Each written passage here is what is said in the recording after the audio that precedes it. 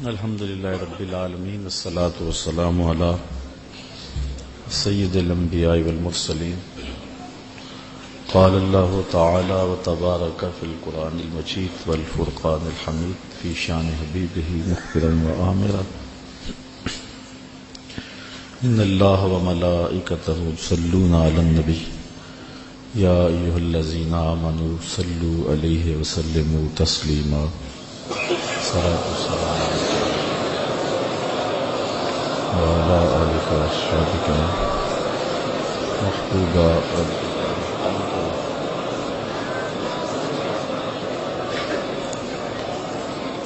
حمد و ثنا کے بعد عالی مرتبت علماء کرام، مبلغین،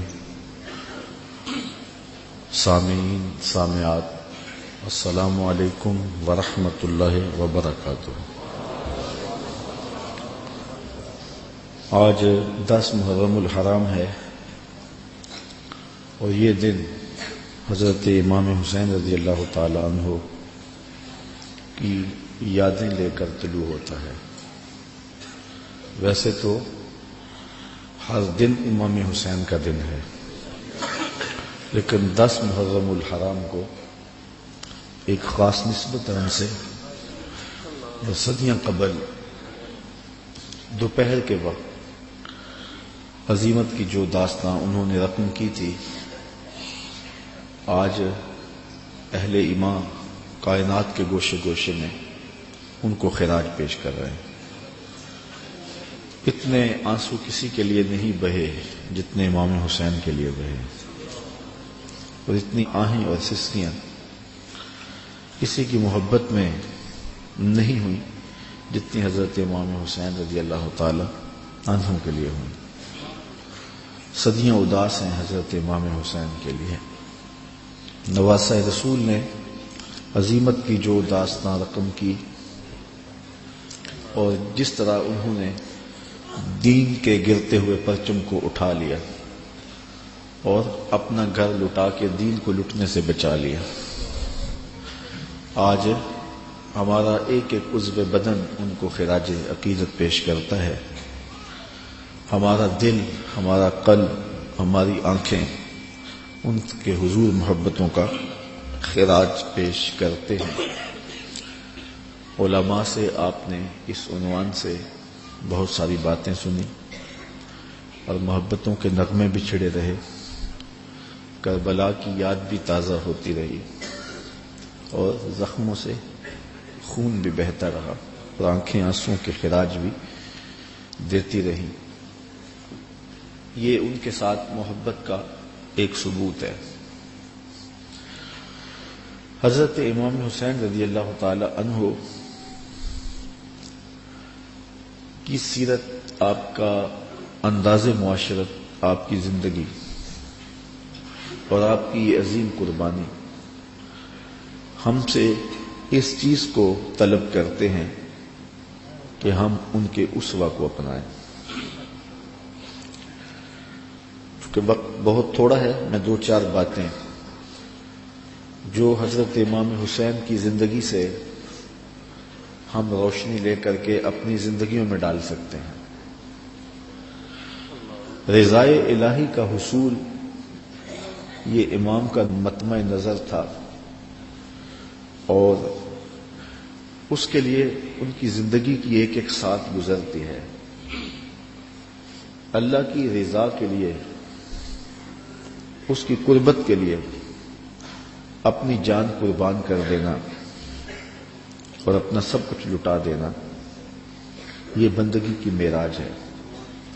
شہادت کو شہادت اس لیے کہتے ہیں کہ شہید اپنے خون سے سچائی کی گواہی دیتا ہے، اللہ کی توحید کی، اس کے دین کی گواہی دیتا ہے، اور یہ بہت اونچا منصب ہے۔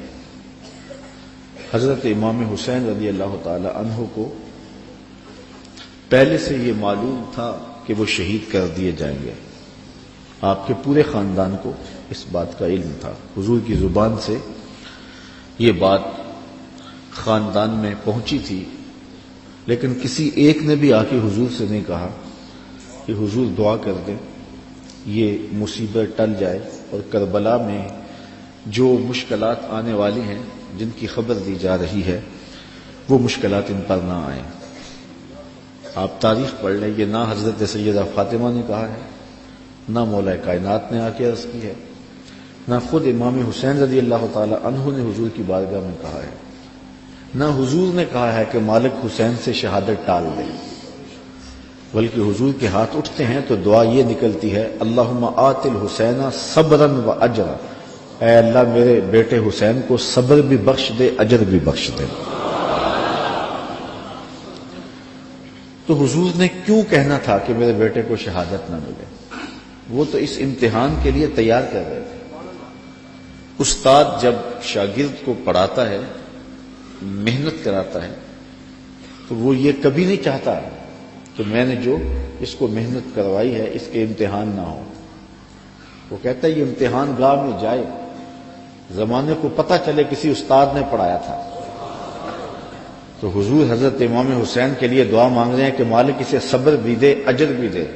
جب کربلا میں حسین پیاس کاٹے تو پھر بھی ان کی زبان پر شکایت کا لفظ نہ آئے تو لوگ کہیں واقعی پیغمبر کی زبان چوسی تھی۔ حضرت امام حسین واقعی حضور کے کندھوں پہ کھیلے تھے، حضور نے ایسے ہی اپنا بیٹا قرار نہیں دیا تھا۔ اور یہ صبر کا امتحان تھا جو حضرت امام حسین رضی اللہ تعالیٰ عنہ نے دیا، ورنہ اگر یہ چاہتے تو فرات چھلک کے آپ کے قدموں میں آ کے سلامی نہ کرتے۔ یہ تو حوض کوثر کے وارث کے نواسے ہیں، ایڑیاں رگڑتے تو چشمے نہ پھوٹتے۔ یہ تو رب کی تقدیر کو مانے بیٹھے تھے، یہ تو اس امتحان میں کامیابی کے لیے دعا گو تھے کہ مالک ہمیں استقامت نصیب کرو۔ امام زہری کہتے ہیں کہ جب مروان کے زمانے میں حضرت امام زین العابدین کو دوبارہ گرفتار کیا گیا اور بیڑیاں پہنائی گئی، سب سے زیادہ دکھ حضرت امام زین العابدین نے دیکھے، کھلی آنکھوں سے یہ منظر کربلا کا سارا انہوں نے دیکھا ہے۔ کہتے ہیں واقعہ کربلا کے بعد امام زین العابدین کبھی بھی ہنسے نہیں تھے اور کبھی ٹھنڈا پانی بھی نہیں پیا تھا۔ شاید پانی پینے لگتے ہوں گے تو سکینہ کی پیاس یاد آتی ہوگی۔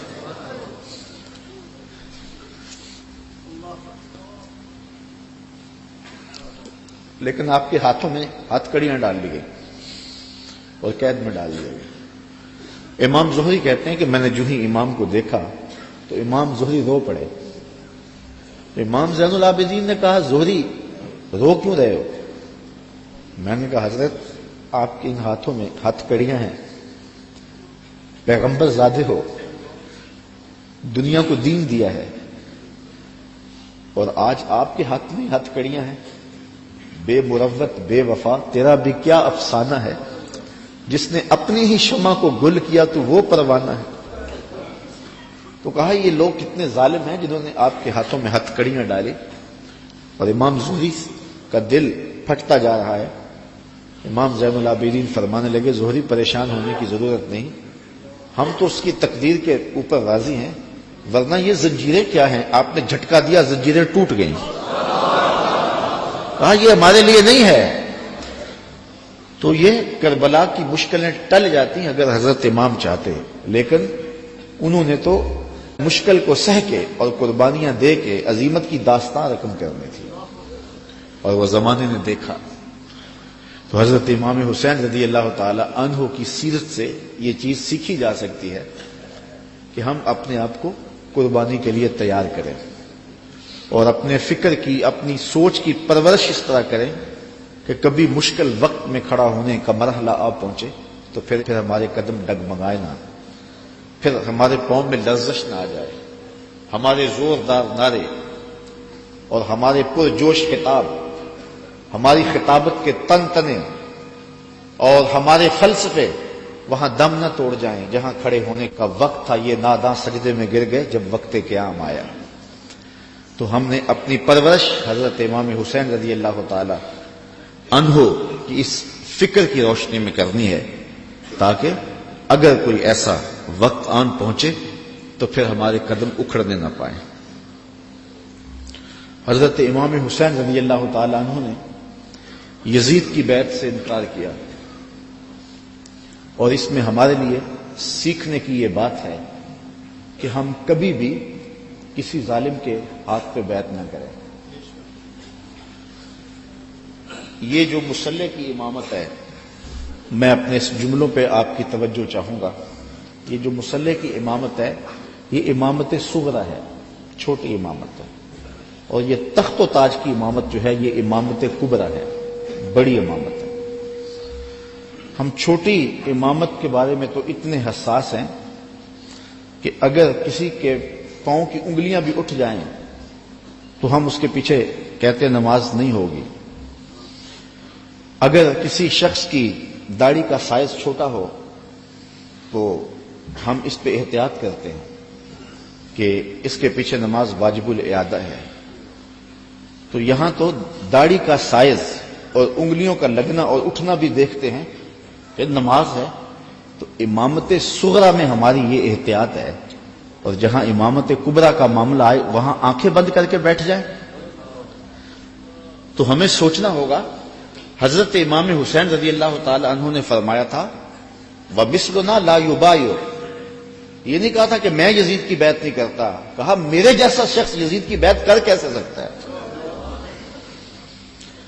یزید فاسق مولن تھا، یزید شراب پیتا تھا، مسلمانوں کا قاتل تھا، فاجر تھا، اور امام حسین رضی اللہ تعالی عنہ کی پرورش آغوش نبوت میں ہوئی تھی۔ تو یزید کے ناپاک ہاتھ میں امام کا ہاتھ کیسے آ سکتا تھا؟ اور ابھی حضرت کہہ رہے تھے کہ لوگ سر بچانے کے لیے ہاتھ دے دیتے ہیں، اور امام نے ہاتھ بچانے کے لیے سر دے دیا۔ اور تاریخ کربلا کی پڑھیں، آپ کو نیزوں کے اوپر سر نظر آئیں گے، آپ کو گھوڑوں کی ٹاپوں پہ روندے جانے والے لاشوں کا تذکرہ ملے گا، لیکن امام کے ہاتھوں کا ذکر آپ کو کہیں نہیں ملے گا۔ امام کا سر نیزے کی نوک پہ تھا، لاشیں گھوڑوں نے رون دیے، امام کے ہاتھ کدھر گئے؟ شاید قدرت نے اٹھا لیے ہوں کہ کوئی یزیدی امام کا کٹا ہوا ہاتھ نہ اٹھا لے، اور پھر یزید اس ہاتھ کو اپنے ہاتھ میں ڈال کر کے کہے چلو اس طرح ہی صحیح، امام کا ہاتھ تو میرے ہاتھ میں آ گیا۔ امام کی عظمت کا پہرا رب نے دیا، اور ان کی آبرو کا پہرا رب نے دیا۔ امام حسین کا کٹا ہوا ہاتھ بھی یزید کے ہاتھ میں نہیں آیا۔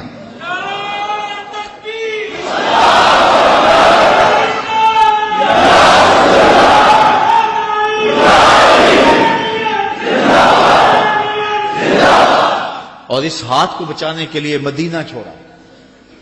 مدینہ چھوڑنا کوئی آسان تو نہیں نا، 8 دن کے لیے حاجی جاتا ہے نا، مدینے میں رہتا ہے، اور جب چھوڑتا ہے تو قیامت ٹوٹ رہی ہوتی ہے۔ کسی نے پوچھا تھا عمرے اور حج کا ماجرا، تو میں نے کہا تھا کعبۃ اللہ پہ پہلی نظر مشکل ہے اور روضہ رسول پہ آخری نظر مشکل ہے۔ تو 8 دن رہنے کے بعد وہاں سے پلٹنا قیامت ہوتا ہے۔ اور جس نے زندگی مدینے میں گزاری ہے، جو پیدا مدینے میں ہوا، جس کے گھر کا دروازہ مسجد نبوی کے اندر کھلتا ہو، جس کا مسکن اور مولد مدینہ ہو۔ اعظم چشتی مرحوم جب مدینہ تو رسول میں آخری حاضری پر گئے تو بیمار تھے، ویل چیئر پہ تھے، تو انہوں نے الوداع ہوتے ہوئے خادم سے کہا کہ میرا رخ حضور کے روضے کی جانب رہنے دو اور کچھ پیچھے سے کھینچو۔ اور جب وہ نظارے نگاہوں سے اوجھل ہونے لگے تو اعظم چشتی مرحوم نے کہا کہ جاں بدن سے نکلتی ہے اعظم، جاں بدن سے نکلتی ہے اعظم، کوئی آسان ہے مدینے سے جدا ہونا؟ تو اپنی فکر کی آبیاری کے لیے اور یزید سے اپنے ہاتھ کو بچانے کے لیے آپ نے وہ شہر مدینہ بھی چھوڑا، شہر قوبہ بھی چھوڑا، پھر مکہ المکرمہ بھی چھوڑا۔ 8 ذی الحج کو مکہ المکرمہ چھوڑا، تاریخ پڑھیں آپ، اور منا میں 8 ذی الحج کو لوگ جمع ہو رہے ہیں، اے تماشا گاہے عالم روئے تو کجا بہرے تماشا می روی۔ اب یہاں مجھے اقبال یاد آئے، مدعاش سلطنت بوتے اگر خود نہ کر دے وا چنی ساما سفر۔ اقبال کہتے ہیں کہ اگر حضرت امام حسین رضی اللہ تعالیٰ عنہ کا مدعا سلطنت کا حصول ہوتا تو اتنے تھوڑے لوگوں کے ساتھ آپ کبھی بھی سفر نہ کریں۔ ٹوٹل 145 افراد ہیں، بچوں اور خواتین کے سمیت۔ اور سارا مدینہ آپ کا مرید ہے. اللہ اکبر. مکے میں پوری دنیا سے حاجی آ رہے ہیں لیکن آپ مکے کو چھوڑ کے جا رہے ہیں. کرمہ بن عدی بن حاتم راستے میں ملتا ہے تو 30,000 کا لشکر آپ کی پشت پہ کھڑا ہونے کا اندیا دیتا ہے. آپ فرماتے مجھے یہ بھی قبول نہیں ہے. یزید کا مکروہ چہرہ بے نقاب کرنے جا رہے تھے اور اس شہادت کو چومنے جا رہے تھے جس کی بشارت رسول اللہ نے دی ہوئی تھی. اور پھر بڑھتے گئے اور اٹھنے والے قدم حضرت امام کے پیچھے نہیں ہٹے اور قیامت تک لوگوں کو درس اور سبق دے گئے کہ حق کے لیے جان کا نذرانہ پیش کرنا پڑے تو یہ سودا سستا ہے. آج دین کی قدریں پامال ہوں اور ہم ڈھب سے بات بھی نہ کر سکیں تو میں پوچھتا ہوں کیا حجرہ فاطمہ سے بڑی بھی کوئی خانقاہ ہو سکتی ہے؟ کیا حسین ابن علی سے بڑا بھی کوئی سجادہ نشین ہو سکتا ہے؟ تو جب انہوں نے حق کے لیے اپنا سب کچھ لٹا دیا تو مجھے اور آپ کو اپنی زندگی کی ایک ایک ساتھ کو دین کے لیے پیش کر دینا ہوگا. حضرت امام حسین سے سیکھا جا سکتا ہے صبر اور استقامت کا سلیقہ کہ انہوں نے کس طرح صبر کا امتحان دیا. 57-58 سال کی عمر کا شخص ہو اور اس کو یہاں سے چل کے باہر وضو خانوں تک 3 سے 4 مرتبہ جانا پڑے تو سانس پھول جائے گی. اور حضرت امام حسین ایک بار نہیں گئے 71 بار لاشیں لینے گئے. 71 مرتبہ لاشیں لینے گئے ہیں اور لاشیں بھی بیگانوں کی نہیں ہیں اپنے بیٹوں کی. جوان بیٹے کی لاش اٹھانا تماشا لبے بام نہیں ہے. کسی کا جوان بیٹا فوت ہو جائے سارے گھر والے دلاسا دے رہے ہوتے ہیں تو باپ اور ماں سنبھلتے نہیں ہیں. ایسے مناظر آپ روز دیکھتے ہیں. جنازہ اٹھتا ہے تو 10 آدمی تھام کے لے جا رہے ہوتے ہیں. یہ کون ہے؟ کہا اسی کے جوان کی لاش جا رہی ہے. جوان بیٹے کی لاش ہو 10 آدمی سنبھالا دے رہے ہوں اور باپ پھر بھی نہیں سنبھلتا. موت بھی تبھی ہوتی ہے. میں سلام پیش نہ کروں اس حسین پر جو جوان علی اکبر کی لاش کو کندھوں پہ اٹھا کے خیموں تک لاتا ہے اور پھر بھی ہاتھ اٹھا کے کہتا ہے مالک حسین کی یہ قربانی بھی قبول فرما.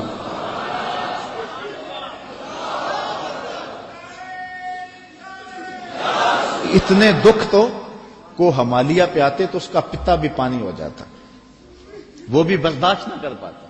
ابن راشد یہ کربلا کے واقعات کا چشمدید گواہ اور راوی ہے. وہ لکھتا ہے کہ میں خود کھڑا تھا اور میں نے حضرت امام علی مقام رضی اللہ تعالیٰ عنہ کو دیکھا کہ انہوں نے اپنے سینے سے ایک جوان کی لاش کو لپٹایا ہوا ہے اور مقتل سے خیموں کی جانب آ رہے ہیں اور وہ جوان اتنا قد آور ہے کہ اس کے باوجود اس کے پاؤں زمین پہ گھسیٹ رہے ہیں اور مقتل سے لے کر کے خیموں تک ریت پر ایک لکیر بن رہی ہے. تو میں پہچانتا نہیں تھا اس شخص کو, وہ نوجوان کون ہے. تو میں نے کسی سے پوچھا, میں نے کہا یہ نوجوان کون ہے جس کو امام اٹھا کے لے جا رہے ہیں؟ کہا یہ امام حسن کا بیٹا قاسم بن حسن ہے. وہ منظر بھی زمانے نے دیکھا, 6 بھا کا اثر ہے اور حضرت امام ہاتھوں پہ لے کے فرات کے کنارے پہ کھڑے ہیں. یہ تمام حجت تھی, پانی کے محتاج نہیں تھے. کوثر چھلک کے قدموں میں سلامی دینے آتا. حسین ابن علی کے نام پر تو پانی رکتا ہی نہیں ہے. میں ذکر کر رہا ہوں, سب کی آنکھوں میں پانی نہیں آ رہا. یہ پانی تو آج تک سلامی پیش کر رہا ہے. پانی کا مسئلہ نہیں تھا, اتمام حجت تھی. کہا تمہاری لڑائی میرے ساتھ ہے, اس 6 ماہ کے بچے نے تمہارا کیا بگاڑا. تو پھر کیا ہوتا ہے؟ پانی نہیں ملتا, 2 شاخہ تیر ملتا ہے. 6 ماہ کے بچے کا حلق تیر کاٹ جائے, وہ حلق پہ تیر نہیں لگتا, باپ کا کلیجہ کٹتا ہے. لیکن خون ہاتھوں میں لے کے آسمان کی طرف اچھال کے بولتے ہیں مالک حسین کی یہ ننھی قربانی بھی قبول فرما. 71 لاشیں لائن میں پڑے ہوئے.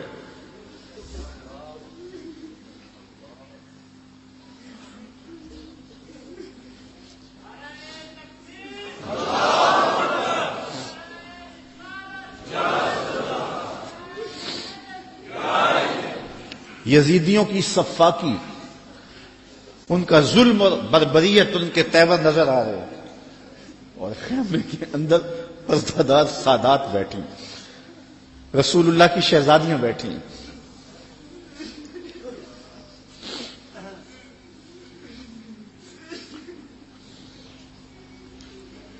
ان کا کیا دکھ ہوگا جو امام کے کلیجے میں ہوگا. اور وہ شہزادیاں یہ ہیں کہ کسی کا باہر بیٹا لیٹا ہوا ہے، ان کے بھتیجے اور بھانجے باہر لیٹے ہوئے، ان کو تلقین کرتے ہیں کہ صبر کا دامن نہیں چھوڑنا. اور امام گھوڑے کی زین پہ سوار ہوتے ہیں. بانکپن ایسا ہے جس ڈھب سے کوئی مقتل میں گیا وہ شان سلامت رہتی. زمانے نے دیکھا 71 لاشیں اٹھا کے خیموں تک لانے والا حسین جب گھوڑے پہ آتا ہے تو اشقیاء کی صف میں کھلبلی مچ جاتی ہے. آواز آ رہی ہے یہ کون ذی وقار ہے، بلا کا شاہ سوار ہے، لباس ہے پھٹا ہوا غبار سے اٹا ہوا، تمام جسم نازنی چھدا ہوا کٹا ہوا پھر بھی ہے ڈٹا ہوا، یہ نبی کا نور عین ہے، یہ بال یقین حسین. اللہ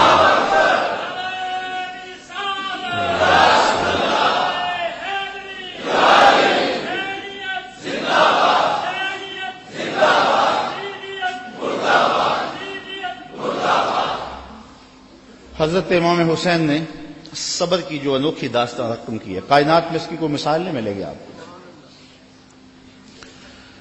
صبر کسے کہتے ہیں اس کے بارے میں کہنے والوں نے بہت کچھ کہا ہے. واویلا نہ کرنا، منہ پہ تماچے نہ مارنا، ناشکری کا کلمہ نہ کہنا، اعضاء کا ایسا اضطراب کہ جو شریعت میں نامحمود ہو اس کا سرزد نہ ہونا، صبر کے بڑے مفاہیم ہیں. لیکن صبر کا مفہوم میں نے ایک یہ بھی پڑھا ہے کہ صابر وہ ہے جس کے معمول عبادت میں فرق نہ آئے.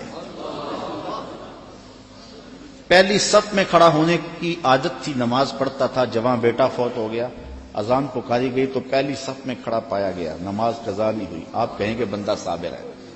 گھر میں میت پڑی ہے، نماز قضا نہیں ہوئی. جس کے معمول عبادت قضا نہ ہو وہ صابر کہلاتا ہے. صبح اٹھ کے قرآن پڑھنے کی عادت تھی، گھر میں میت پڑی ہے، چلو دوپہر کو تدفین ہونی ہے، نماز پڑھی تو تلاوت آج بھی چھوڑی نہیں ہے، ہم کہیں گے بندہ صابر ہے. اگر صبر کی یہ تعریف ہے کہ معمول عبادت قضا نہ ہو تو صابر کہلاتا ہے، تو پھر اس تعریف کے آئینے میں امام حسین کو دیکھو. 71 لاشیں پڑی ہیں، اپنا بدن زخموں سے چور ہے. محتاط روایت یہ ہے کہ آپ کا جب پیراہن اتارا گیا تو 113 تیر، 33 زخم تلواروں کے تھے اور 34 گھاؤ نیزوں کے تھے. کچھ نیزے بدن میں ٹوٹ گئے تھے اور گھوڑے کی زین سے فرش زمین پہ آئے. صابر ایسا ہے کہ عبادت کا وقت آ گیا، سجدہ قضا نہیں ہونے دیا. ایسا صابر ہے کہ سجدہ قضا نہیں ہونے دیا، آتے ہی پیشانی سجدے میں رکھ لی. اللہم رضن بقضائک وصبرن علی بلائک تسلیما لامرک. اے اللہ سب کچھ کٹا کے، اور بچوں کی لاشیں پڑی ہیں، حسین کے لخت لخت سے خون بہ رہا ہے، لیکن حسین پھر بھی حاضر ہو گیا تیرے امر کو تسلیم کرتے ہوئے اور آنے والی مشکلوں پر صبر کرتے ہوئے. اور حسین تیرے حکم پہ راضی ہے، تو بھی بتا تو بھی حسین پہ راضی ہوا ہے یا کہ نہیں ہوا. آواز آ رہی ہے اس نواسے پر محمد مصطفیٰ کو ناز ہے، اس پیاسے پر علی شیر خدا کو ناز ہے. اوروں نے بھی سجدے کیے پر اس کا عجب انداز ہے، اس نے وہ سجدہ کیا جس پر خدا کو ناز ہے. عابد ایسا کہ معمول عبادت قضا نہیں ہوا، سجدہ قضا نہیں ہوا. اب آپ جانتے ہیں کہ امام حسین کا سر جو تھا سجدے میں جھکا ہوا تھا کہ دستے قاتل نے سر انور کاٹ لیا اور پھر سر انور کو کاٹ کے نیزے کی نوک پہ چڑھا دیا. یزیدیوں نے اس لیے کیا کہ اپنے لشکر کو تسلی دیں کہ ہم کامیاب کامران ہوئے ہیں، دیکھو سر حسین کٹ کے نیزے کی نوک پہ چڑھ گیا. تو جب انہوں نے نیزے کی نوک پہ سر حسین چڑھایا تو لشکر یزید سے آواز آئی یہ کیسا سر ہے جو کٹ کے بھی سر بلند ہے، اس کی سر بلندی اب بھی نہیں گئی، اب بھی یہ اونچا ہے. اور جب سر انور نیزے کی نوک پہ چڑھایا گیا تو اس انداز سے چڑھایا گیا کہ کٹی ہوئی گردن کا رخ آسمان کی طرف اور سر انور کا رخ زمین کی طرف. تو کسی شاعر نے تخیل باندھا، بآں کے سر نیزے پہ اور سوئے زمیں ہے روح، یعنی سجدہ ثانی کی ہے آرزو۔ رکعت میں 2 سجدے ہوتے ہیں، ابھی ایک ہوا تھا کہ سر کاٹ لیا گیا، حسین کی پیشانی میں دوسرے سجدے کی آرزو مچل رہی ہے۔ صابر ایسا کہ معمول عبادت قضا نہیں ہوا، اور پھر تلاوت بھی قضا نہیں ہونے دی۔ حسین کا سر نیزے کی نوک پہ ہے، لبوں پہ قرآن جاری ہے، کیونکہ حسین کو لوریا ہی قرآن کی ملی تھی۔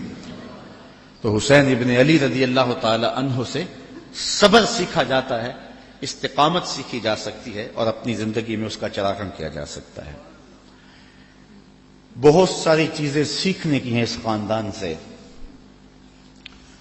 رواداری اور خودداری بھی سیکھی جا سکتی ہے۔ جب یہ لشکر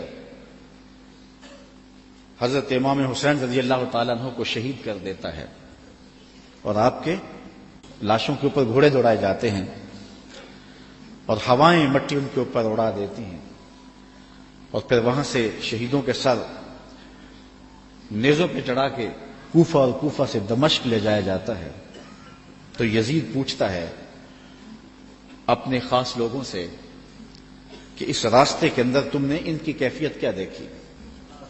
یزید بدبخت کے دل میں یہ تھا کہ میں اب بھی فاتح بن جاؤں، امام زین العابدین ڈر کے گھبرا کے مشکلات سے میری بیعت کر لیں، کیونکہ اگر امام زین العابدین بیعت کر لیتے تو کربلا کی ساری داستان زیرو ہو جاتی، اور وہ یہ کرنا چاہ رہا تھا، لیکن زین العابدین کی رگوں میں بھی تو خون حسین تھا،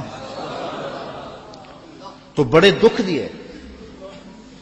آدمی حیران ہو جاتا ہے کہ کس طرح انہوں نے گھوڑوں کے اوپر سوار کرا کے اطرت پیغمبر کو بازاروں میں پھرایا، اور پھر ان کے سر نیزوں کی نوک پہ چڑھے ہوئے تھے، لیکن دربار یزید میں جب پہنچے تو یزید نے اپنے خاص لوگوں سے پوچھا کہ کیا ان کی اب حالت ہے؟ لاشیں کٹ کے وہاں پڑے ہوئے ہیں، سر یہ ہیں، تو اب تو دب گئے ہوں گے۔ تو جو اس نے جواب دیا، اس سے اس خاندان کی خودداری اور غیرت دیکھو۔ اس کے معتمد خاص نے کہا کہ ہم کربل سے یہاں تک پہنچے ہیں اور ہم نے بہت دکھ بھی دیے ہیں، ان کو ذہنی اذیتیں بھی دی ہیں، بعض جگہوں کے اوپر ان کے اوپر پتھراؤ بھی ہوا ہے، لیکن لگتا یہ رہا ہے کہ فاتح یہ ہیں اور ہم مفتو ہیں۔ ان کا انداز اور ان کا تیور ہمیشہ یہ بتاتا رہا ہے کہ اصل فاتح یہ اور مفتو ہم ہیں، اور حقیقت ہے بھی یہی۔ اقبال کہتا ہے جو دلوں کو فتح کر لے وہی فاتح زمانہ، جو دلوں کو فتح کر لے وہی۔ حشام بن عبد الملک بنو امیہ کا بڑا تگڑا حکمران گزرا ہے، حج کرتا ہوا حجر اسود کے سامنے آیا، دل میں آیا کہ میں حجر اسود کو چوموں، ہجوم اتنا تھا کہ چوم نہ پایا۔ جن لوگوں نے حج کیا ہے منظر آنکھوں میں گھوم گیا ہوگا، تو اتنا ہجوم تھا کسی نے بادشاہ کی پرواہ نہیں کی، راستہ نہیں دیا، وہ ایک سمت کھڑا ہو کے منتظر رہا کہ کوئی رش کم ہو تو میں حجر اسود کو بوسہ کروں۔ اتنے میں امام زین العابدین بھی طواف کرتے کرتے آئے، وہ رک کر کے جب حجر اسود کو دیکھنے لگے تو لوگوں نے راہیں چھوڑ دی، آگے بڑھے، حجر اسود کو چوما اور پھر طواف میں لگ گئے۔ حشام کو بڑا غصہ آیا کہ میں بادشاہ وقت اور میرے لیے لوگوں نے راستہ نہیں چھوڑا اور ان کے لیے راستہ چھوڑ دیا۔ تو وہ اپنے درباری شاعر فرزدق سے کہنے لگا من ھذا، یہ کون ہے؟ حالانکہ وہ جانتا تھا یہ امام زین العابدین، لیکن اس نے تحقیر کرنے کے لیے تجاہل عارفانہ برتتے ہوئے کہا من ھذا، اے کون ہے؟ وہ جو فرزدق شاعر تھا تو بادشاہ کا درباری شاعر، لیکن آج اس کی غیرت جاگی۔ جب اس نے کہا نا من ھذا، یہ کون ہے، تو فرزدق نے کہا بادشاہ تو نہیں جانتا یہ کون ہے؟ اس کو تو بتہا کے سنگ ریزے بھی جانتے ہیں یہ کون ہے، اس کو تو فرش والے بھی جانتے ہیں اور افلاک والے بھی جانتے ہیں کون ہے۔ کہا یہ تو فاطمہ کا بیٹا ہے، یہ علی کا شہزادہ ہے، رسول اللہ کا نواسا۔ اور پھر کھڑے کھڑے امام کی شان میں قصیدہ لکھ دیا، اور اس میں فرزدق نے بادشاہ کو مخاطب ہو کے کہا تیرا نکرہ کرنا اس معرفہ کو نکرہ نہیں کر دے گا، یہ کل بھی معرفہ تھا، یہ آج بھی معرفہ ہے، تیرا من ھذا کہنا اس معرفہ کو نکرہ نہیں کرے گا۔ بادشاہ کو اتنا غصہ آیا کہ اس نے فرزدق کو ایک بند کنویں میں ڈلوا دیا، قید کروا دیا۔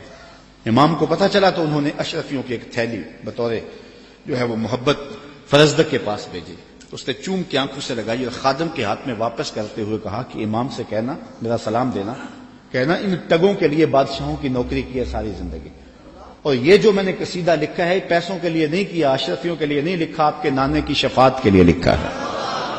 جو دلوں کو فتح کر لے وہی فاتح زمانہ۔ آپ پورا شہر ڈھونڈ لیں، آپ کو شمر نام کا شخص نہیں ملے گا، آپ کو خولی نام کا شخص نہیں ملے گا، آپ کو ابن زیاد نام کا شخص نہیں ملے گا، آپ کو یزید نام کا شخص نہیں ملے گا۔ اور اگر آپ ڈھونڈنے نکلے، دور کیا جانا، اسی محفل سے ڈھونڈ لے، ہزاروں علی کے نام کے ہوں گے، ہزاروں حسین کے نام کے ہوں گے، شبیر کے نام کے ہوں گے، اور کتنی تجھے محبتیں اے فراز چاہیے، ماؤں نے تیرے نام پہ بچوں کے نام رکھ دیے۔ جو دلوں کو فتح کر لے وہی فاتح زمانہ۔ تو حضرت امام حسین رضی اللہ تعالی عنہ کے خانوادے کا جو ترہ ہے اور خودداری کا جو انداز ہے وہ دیکھنے کو ملا، اور کربلا سے لے کر کے مدینے تک یہ منظر ہر جگہ پہ دکھائی دیا۔ حضرت امام حسین کو کربلا میں دیکھیں یا ان کے خاندان کو کوفے کے بازاروں میں دیکھیں یا دمشق کے بازاروں میں یا دربار یزید میں دیکھیں، آپ دیکھیں گے کہ باوجود کہ یہ مظلوم ہیں، باوجود کہ ظلم و جبر کی انتہا کر دی گئی، لیکن انہوں نے اس کے جواب کے اندر کوئی شخصی وار نہیں کیا ہے۔ سارے کربلا کے واقعات کو پڑھتے جائیں، بلکہ اس واقعہ کو سمجھنے کے لیے صرف ایک واقعہ، اللہ نے مختار سقفی سے یہ کام لیا کہ اس نے قاتلان حسین کو چن چن کے مارا۔ مالک اشتر کی قیادت میں فرات کے کنارے ابن زیاد کے لشکر سے لڑائی تھی، اللہ نے مالک اشتر کو فتح دی اور یزیدی بھاگ کھڑے ہوئے، کچھ قتل کر دیے گئے، کچھ بھاگ گئے، کچھ پکڑ لیے گئے۔ ابن زیاد بھی بھاگ کر کے ایک سمت رخ کر جاتا ہے کہ میں ان لوگوں کی دست برد سے دور ہو جاؤں، اور اپنے گھوڑے کو ایڑ لگائی اور تیزی سے سر پٹ گھوڑا دوڑا رہا ہے۔ ادھر پیاس کی شدت ہے، زبان کانٹا ہو گئی، پھل خشک ہو گیا۔ صحرا کے اندر لگا ہوئے خیمہ دکھائی دیا، سوچا کہ اس خیمے والے سے جلدی سے رک کر کے پانی کے 2 گھونٹ لے لوں اور پھر آگے بڑھ جاؤں گا۔ گھوڑے سے اترا، خیمے کا پردہ سرکایا، دیکھا کہ امام زین العابدین عبادت کر رہے ہیں۔ امام زین العابدین کبھی مدینہ سے باہر نکل کے صحراؤں میں خیمہ گاڑ لیتے، مہینہ مہینہ گزارتے۔ یہ کچھ ایسی جگہ پہ خیمہ گاڑے عبادت میں مصروف تھے، قرآن کی تلاوت کر رہے تھے۔ اس نے سرکایا پردہ تو دیکھا امام ہے، غیرت ہوتی تو ایک پانی کا گھونٹ بھی نہ مانگتا، لیکن مرتا تھا کیا کرتا۔ اس نے کہا حضرت مجھے پانی دیجیے۔ امام نے نظر اٹھا کے دیکھا، پھر دونوں ہاتھوں سے پیالہ بھرا اور ابن زیاد کو دیا۔ اس نے پانی پیا، پیاس زیادہ تھی، کہا حضرت اور دیجیے۔ آپ نے پھر دیا، اس نے پھر مانگا، آپ نے پھر دیا۔ سمجھا کہ امام نے مجھے پہچانا نہیں، اگر پہچان لیتے تو میرے منہ پہ تھپڑ مارتے، مجھے پانی نہ دیتے، میں نے جو ان کے خاندان کے ساتھ کربلا میں کیا تھا۔ تو کہنے لگا حضرت شاید آپ نے مجھے پہچانا نہیں۔ امام کی آنکھیں برسنے لگی اور فوارے چھوٹ پڑے اشکوں کے، اور آپ نے فرمایا بدبخت تجھے نہیں پہچانتا جس نے میرا گھر اجاڑ کے رکھ دیا، 6 ماہ کے عسکر کو بھی پانی نہ دیا۔ تو کہا حضرت اگر آپ پہچان گئے ہیں مجھے تو پھر مجھے 3 پیالے لبالب بھر کے کیوں دیے ہیں؟ کہا جب ہم تمہارے گھر آئے تھے جو تم نے کیا یہ تمہارے خاندان کی ریت تھی، اور آج تم ہمارے گھر آئے ہو جو میں کر رہا ہوں یہ میرے خاندان کی ریت ہے۔ نصیب اپنا اپنا، مقام اپنا اپنا، کیے جاؤ میں کارو کام اپنا اپنا۔ تو حضرت امام حسین رضی اللہ تعالی عنہ کے خاندان سے یہ سیکھنے والی چیزیں ہیں جس کو ہم اپنی زندگیوں میں داخل کر کے اپنی زندگیوں میں چراغاں کر سکتے ہیں۔ حضرت امام حسین رضی اللہ تعالی عنہ کا نام کل بھی روشن تھا، آپ کا نام آج بھی روشن ہے۔ یزید مر گیا،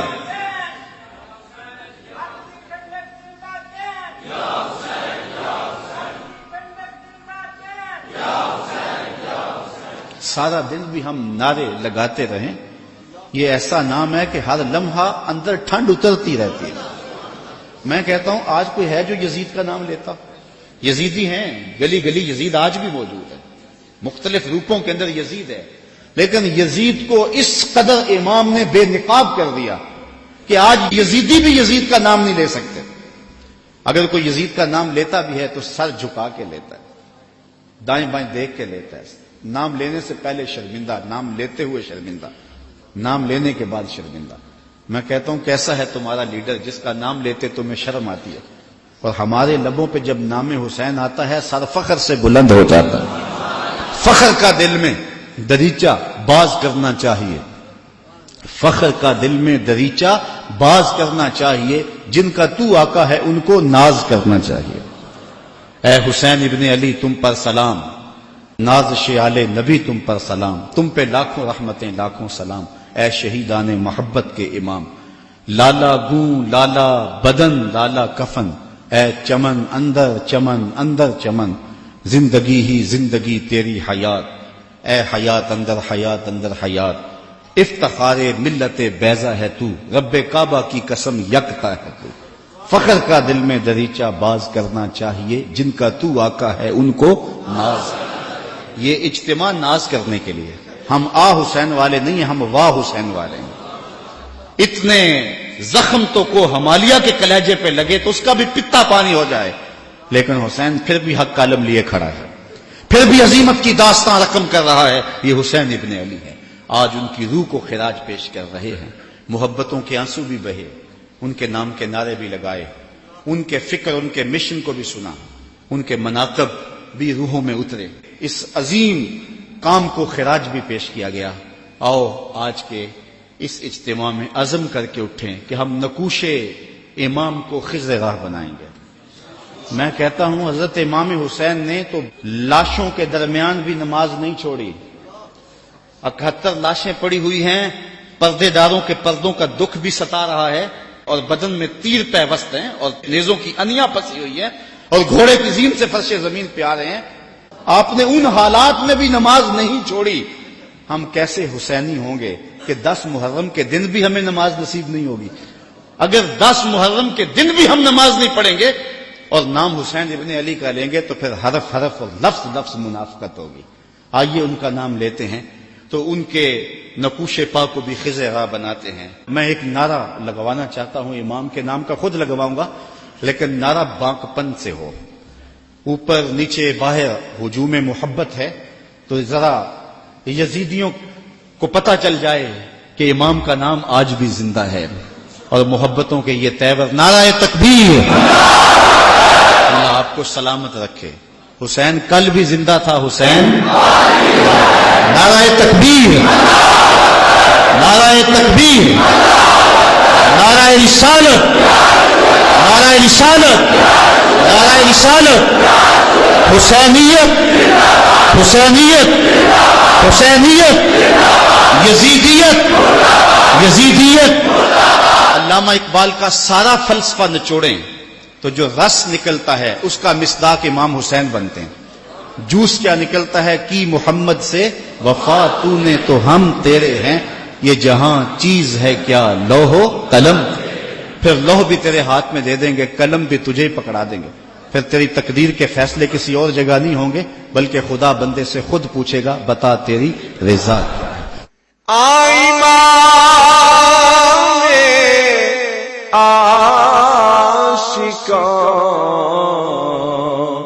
حرے بطول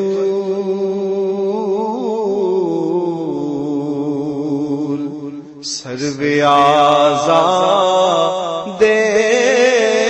بوستان رسول، السلام یا نانا حسن و حسین۔